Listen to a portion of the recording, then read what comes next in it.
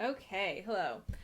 So once again, we are going to be talking about material culture as our focus, and so once again, we are going to be using some slides. So we're going to start by talking about architecture, and that means palaces. We looked at the palaces of the Minoans in an earlier lecture, and we said that they're these giant, essentially single structures with hundreds and hundreds of rooms, multi level.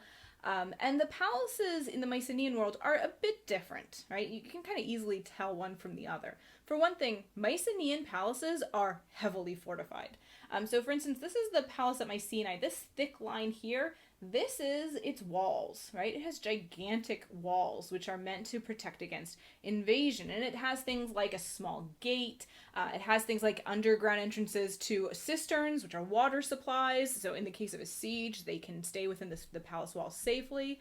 So they're clearly prepared for an attack, whereas Minoan palaces have no walls. And not only that, but Mycenaean palaces tend to be sited strategically at the top of hills, for instance, so it's harder to get to them, and they have a sight over the plain to see anyone who's coming, things like that. Another thing about Mycenaean palaces, whereas Minoan palaces were pretty large single structures, Mycenaean palaces aren't necessarily all connected. So here at Mycenae itself, you have a couple distinct areas. We have residences versus the main palace versus some residences and craft areas. And here's Grave Circle A, which we mentioned in an earlier lecture.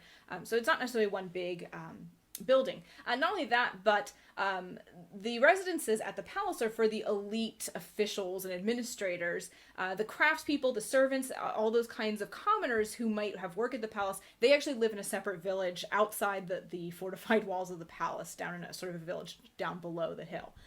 So it's not all one big structure necessarily. The most notable distinction, though, this is how you can always pick out a Minoan versus a Mycenaean palace. We said the central feature of a Minoan palace is the central courtyard, a nice big courtyard that's used probably as a gathering space. The Mycenaean palaces don't really have that. What they have instead that's very distinctive is the Megaron complex. So, here it is in the Mycenaean palace. And what it consists of is a little entryway, a vestibule, which might be like a waiting room, and then the room that's called the Megaron. And this is probably like a throne room. So probably the Wanocks met people here and listened to them and things like that. So it often has a little throne at the back, and then it has 4 pillars that support the wall, and in the middle of that, some kind of hearth fire, something like that. But you will find a Megaron complex at all the Mycenaean palaces. So we'll skip ahead to the Palace of Pilos.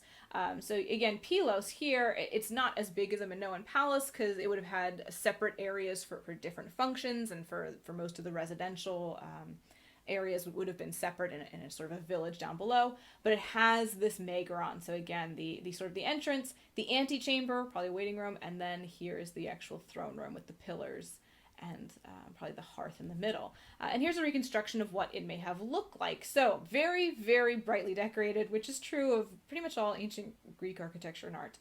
Much more brightly than you expect. But here is the Wanok sitting on his throne. Here are our 4 pillars holding up the roof, and then here's the central hearth fire in the middle. So this is what it may have been like. To go back and to look at some of the other features, here is what the Mycenaean palace may have looked like reconstructed. Again, a sort of a small central palace. Here are some residences. Here is the grave circle, and all surrounded by this nice big wall. And here is its gate. This is very famous. At Mycenae itself, the gate is known as the Lion Gate. It's not in good shape right now. This is the piece, but the lions' heads have fallen off. But it's supposed to be a pillar with a lion on either side stretching up. But yeah, the heads are gone now. It's not as grand as it once was. So yeah, those are some of the major features of the Mycenaean palaces. They also, of course, are going to contain storage rooms for the storage of tribute goods, craft rooms for workshops for creating crafts to trade and to supply the elite, and all those kinds of administrative functions are going to be fulfilled at the palace as well. All right. Another thing that the Mycenaeans learned from the Minoans is how to decorate their palaces with fresco paintings, which remember are wall paintings. You put down plaster and then paint on top of those. Now, the Mycenaeans have a lot of different subject matter than the Minoans. We said the Minoans love nature and like religious rituals. The Mycenaeans love warfare and hunting. And so most of their frescoes have to do with warfare and hunting. So these are some reconstructed, you can see heavily reconstructed in some places, frescoes of the Mycenaeans. This is a hunt, right? You have your hunting dogs here, and they are attacking what I believe is a lion. It's a little hard to make out. There were lions in Greece at this time. And then you can just see a hand of a person spearing this thing. Maybe it's a boar, though. Look at those tusks. Hard to tell. And then here we have two people, probably they're in a chariot, probably going to a hunt. They may have taken the chariot out to the hunt or to follow along with the hunt. And then we have warfare here. This is just a scene of people killing each other. So yeah, they've got their little swords stabbing each other. This is probably supposed to represent people who have already fallen in battle. So yes, very popular. And we said the Mycenaeans in general are much, much more warlike than the Minoans, at least that the evidence suggests the Minoans were. The Mycenaeans also made their own pottery. And again, they made a lot of different types of pottery, and we can't go over all of them because there's just not enough time, but we'll look at some major examples. And I want to start with what's called yellow minionware. The earliest examples of Mycenaean pottery are very heavily influenced by Minoan culture, and it makes sense because the Minoans were the predominant culture, and so you copy them to look sophisticated. And so the Mycenaeans produced this pottery. It's called yellow because the clay is yellowish, and then they paint over it with red and black. But the designs are very much floral or marine themed. And again, those are two big sets of decorations that the Minoans favored. And so they're just sort of copying that set of designs in order to look as sophisticated as the Minoans. Now, they eventually developed their own styles. Probably by around 1450, Mycenaean civilization is on the rise, Minoan civilization is on the decline, and so the Mycenaeans can do sort of more their own thing at that point. And so we begin to see new types of pottery, new styles, new decorations. And there's two major styles that Mycenaean pottery embraces. One is called pattern style, and pattern style is dominated by geometric design. Right, so we see things like lines, curvy lines, waves, chevrons, that kind of stuff. Although we also do see some marine subjects begin to enter into pattern style pottery. We see octopuses, nautiluses, that kind of stuff. We also have the other major style of Mycenaean pottery is the pictorial style. And the pictorial style is scenes, right? It's figural scenes of people and animals. It's scenes of warfare and of hunting, right? Very influenced by fresco paintings and fresco designs.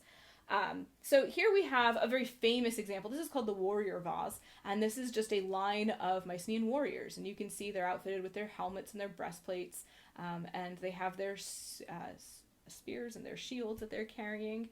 Over here you have chariots, right? You have people in a chariot, maybe going out to hunt, maybe going to war. It's not as clear here. But again, very, very influenced by the kind of stuff we find on the frescoes as well.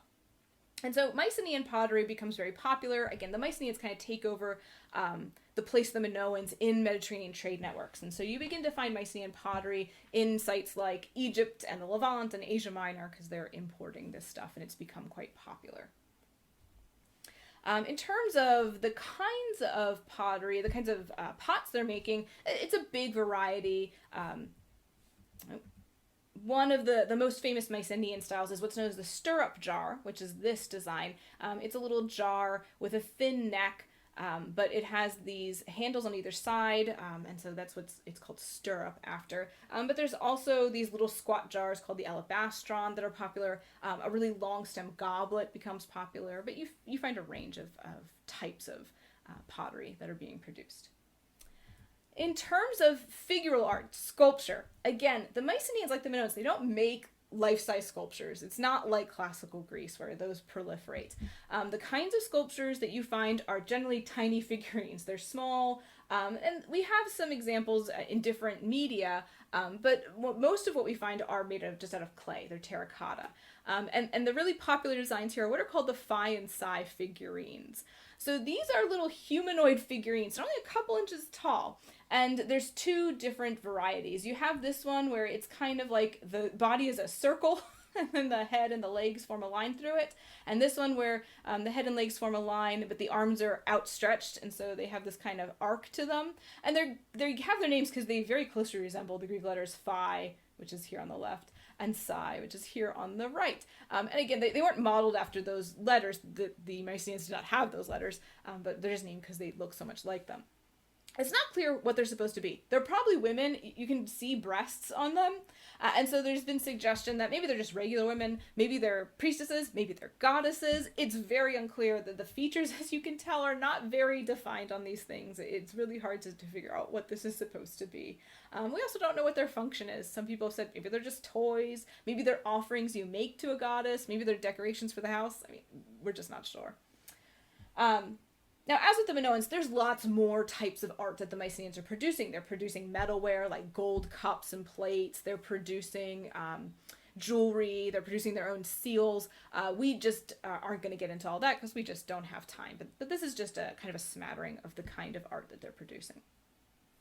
The last thing then that I want to talk about is their religious beliefs. Now, with the Mycenaeans, we can say a lot more specifically who they were worshiping and how, because we have their these tablets that record a lot of these transactions, including religious transactions like offerings to gods and goddesses. So we know that they had a pantheon of gods and goddesses who are clearly the predecessors of the classical Greek pantheon. We have the names of about 30 gods and goddesses that they made offerings to, and this includes Zeus, Hera, Poseidon, Athena, Artemis, Dionysus. Apollo and Ares might be in there as well, but many of these major gods and goddesses of later Greek religion show up already in the Mycenaean period. We know they don't have temples, which again, that's a feature of later Greek religion, but the Mycenaeans do not build temples.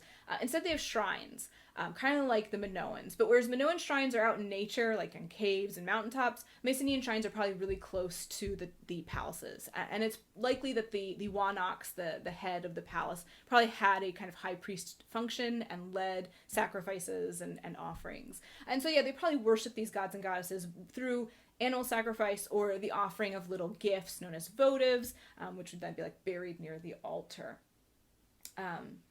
So yeah, that's kind of what we can reconstruct about the religion. It's not a ton, but it is a lot more than we can say about the Minoans, and certainly we can say it with more certainty because we have actual records that say we offered this many things to this god on this date. Okay, so that's all I wanted to talk about here with Mycenaean civilization to wrap up with them. So thank you for watching. Bye.